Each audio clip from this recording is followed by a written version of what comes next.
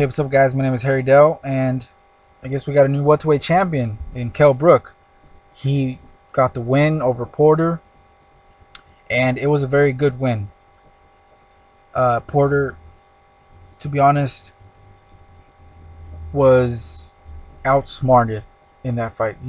Brook was a smarter fighter, and Brook had a specific game plan to take away the best, type of game that Porter was going to bring, and that's the inside fighting game.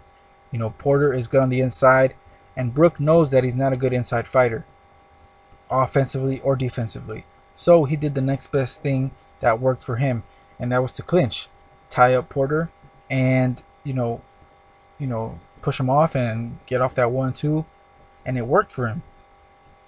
What Porter didn't do was take away Brook's best, game approach, and that is to, Brook likes to come forward and likes to fight at the end of his jab. Okay, and Porter at times backed up, tried to do lateral movements, ended up getting caught. What Porter made a big mistake, in that fight was that he didn't have a plan B or plan C. He didn't, I think Porter, if he would have became the counterpuncher and let Brook come to him, it would have been different. And he could have mixed it up. He could have been the counterpuncher and then, rough up on the inside. But Porter just had the exact same idea from rounds 1 through 12. Okay, and that's what helped Brook execute his game plan from round 1 through 12, because Porter pretty much came in the exact same way he did in round 1 all the way through the last round of the fight. And it was a lot easier for Brook towards the end because Porter was exhausted towards the end of the fight. Now, it was a lot closer than what two of the judges had it. For me personally, it was a lot closer. I don't think anybody can argue with that. I don't think nobody thought it was a blowout for either guy, even if you had Porter winning or Brook winning. It wasn't a complete blowout from either fighter. Also, it wasn't, for Brook, this was a very good win, but it wasn't a sensational, outstanding performance, and a performance, and don't get me wrong, I'm not trying to say Kell Brook, had a shitty win. That's not what I'm saying. What I'm saying is Brook had a very good win, but the performance itself wasn't, all that great. Now, if Porter would have won, I'll say the same thing. Porter, if he would have got the nod and got the victory, I would have said the same thing. Like, hey, Porter didn't look too good, man. He didn't have a good performance. But despite that, Brook did enough to win, and that's sometimes what you need to do in a situation where, you have to, come to another country, to the champion's home country, to his backyard, and to try to take the belt from him, and let alone get a decision. Brook didn't come in the fight trying to knock Porter's head off, okay, and Porter did. I mean, after the first couple rounds, I'm like, all right, it's time to switch it up and see what happens. And Porter did not. He came in the exact same way every fucking round, And what was very key in this fight? All right, what was very key in this fight was Brook's power, man. Brook has real power. I'm talking about he has real fucking power. In the last fucking second in round 1, all right, I'm sure you guys caught this. If you haven't caught it, you're fucking blind. In the last second of the first round, Brook, I believe, landed the right hand, I think right on the jawline, right behind behind the ear type of area, I believe. And Porter was fucked up, man. He was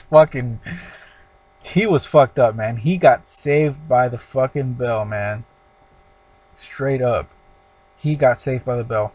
The way his leg just shook up and the way he fucking held onto the ropes just to stay still, he was fucked up, man. Really bad.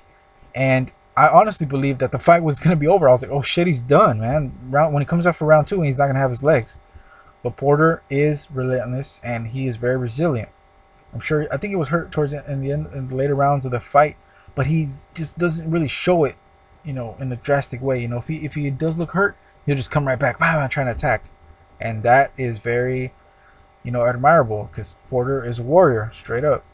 You can't take that shit away from him. He's a straight warrior, and he's gonna be back. He's fine. Porter, he took a loss, but it's fine. It's not like he took a loss against, a nobody or someone that's, ranked 70. You know what I mean? Like, Porter took on Kell Brook, and Kell Brook is very solid.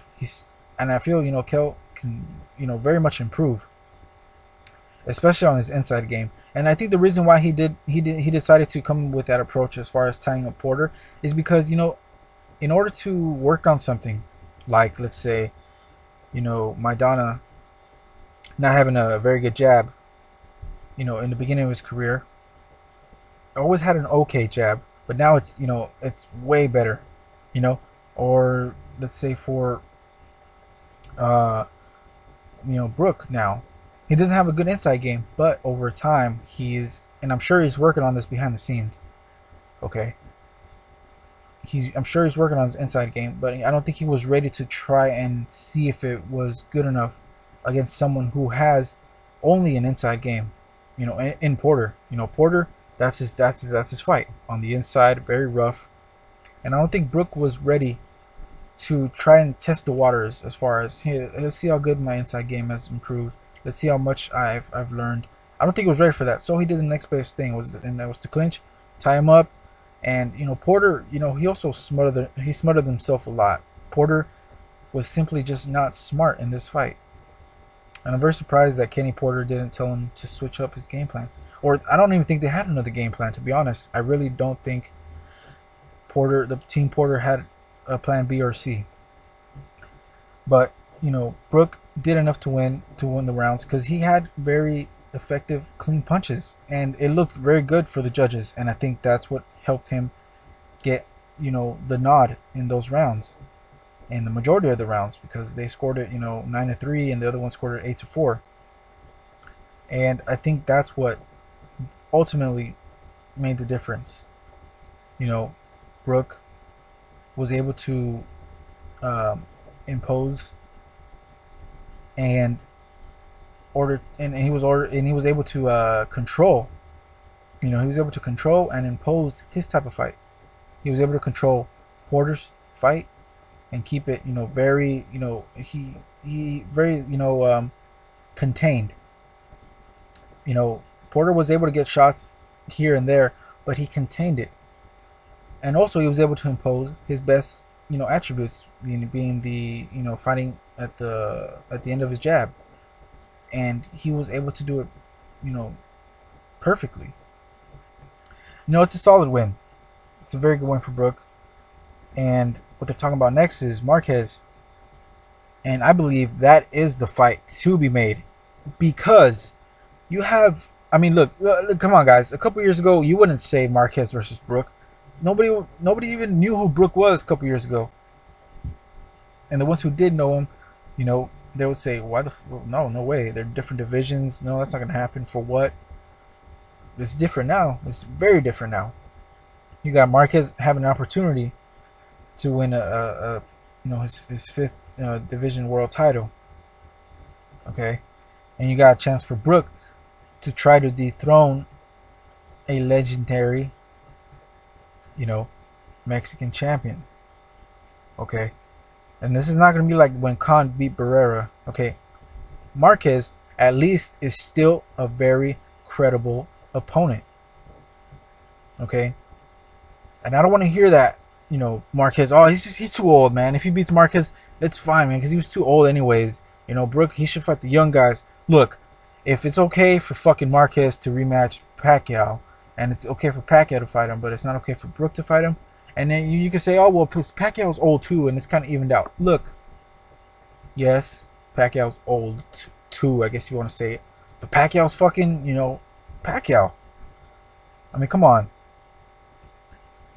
Pacquiao is fucking one of the greatest, of all time. I'm not saying the top 10, but he is one of the greatest, okay? And for many people to say Marquez, is good enough to, or Marquez is good enough to fight Pacquiao when it benefits Pacquiao.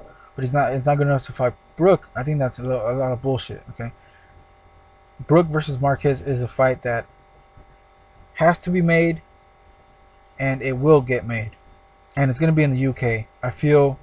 I mean, unless they pay, unless Marquez's promotion and his managers and his handlers offer a shit ton of money to Brook to fight in Mexico, most likely in the Azteca Stadium with 110,000.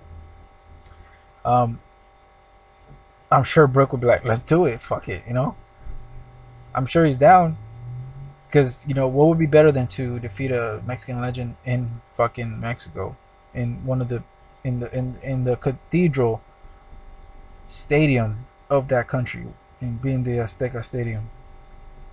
Because that's like the holy grail of all, for the Mexican, I guess an event or a sports event, in the Azteca Stadium, and it's a hell of a stadium, beautiful stadium, legendary,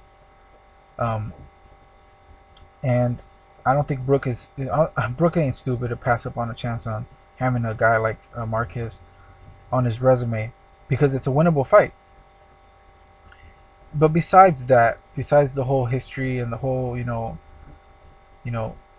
this matchup not being even talked about before, but now it's possible. Besides all that, the actual fight itself, to me, I think it's very even. Many people might disagree with me and say Brook is just too much. No, he has too much power. Okay, that's fine. But Marquez, all right, is a very good technical, pure boxing counter puncher, just resilient and a heart of a warrior. He's not a chump. He ain't a bitch. He fights when he needs to fight, and he is very smart. Okay, he feels okay seeing the fight, and I'm sure he's been looking. Maybe he hasn't looked yet, but maybe seeing Brook fight last night, and now probably starting to study a little bit more and watching his other fights, you'll notice that Brook has trouble with someone with a good jab, head movement, and lateral movement. Now Marquez doesn't have the best head movement. Okay, he gets dropped. Okay, and I'm gonna touch on that in a sec. But Brook has trouble with that type of style and that type of I guess arsenal of weapons that a fighter could have, being a good jab and a movement. But Brook has power in his favor. Okay. Now many say Brook is a counterpuncher himself, but he's not really a counterpuncher like that. He'll counterpunch you if you leave yourself open, but that's not his. I guess his identity. Okay, he's a guy that wants to come forward and fight at the end of his jab and land that hard ass right hand, and occasionally throw in 4 or 5 punch combination to take you out of there. But there are a lot of mistakes that Brook makes that Marquez, being a veteran, will be able to notice and take advantage of, and that would be Brook has trouble with head movement, and I'm sure Marquez, even though he's not the best guy at doing that, I'm sure he's not going to be dumb enough to just not work on that or try to do something to improve his head movement. So I'm sure if he notices that Brook has trouble with that, Marquez will work on it and use it in the fight. Also, what makes it very fascinating is that Marquez gets dropped. All right, he gets fucking dropped in a fight. It's been how many times? It's been a lot. He's been dropped a lot of times, and he's been fucked up pretty bad. But he gets the fuck up, man. He's a fucking warrior. So this is why it's an intriguing fight. You got a guy in Brook who has trouble with guys that can counterpunch and have a good jab and are very smart. Okay? But Marquez gets dropped, and Brook has power. So this is, oh man, this is a good fight. It's got to get made. It just has to happen. Seriously. Many people are saying Brook versus Khan, Brook Thurman, very good fights. Very good fight. I would rank, let's say, if they were, if they were to say, all right, Brook is fighting these 3 guys for sure. But what would you want to see first? Honestly, I want to see Marquez, Brook versus Marquez. Then I want to see Brook versus Thurman, and then I'll see Brook versus Khan, because Khan hasn't done shit.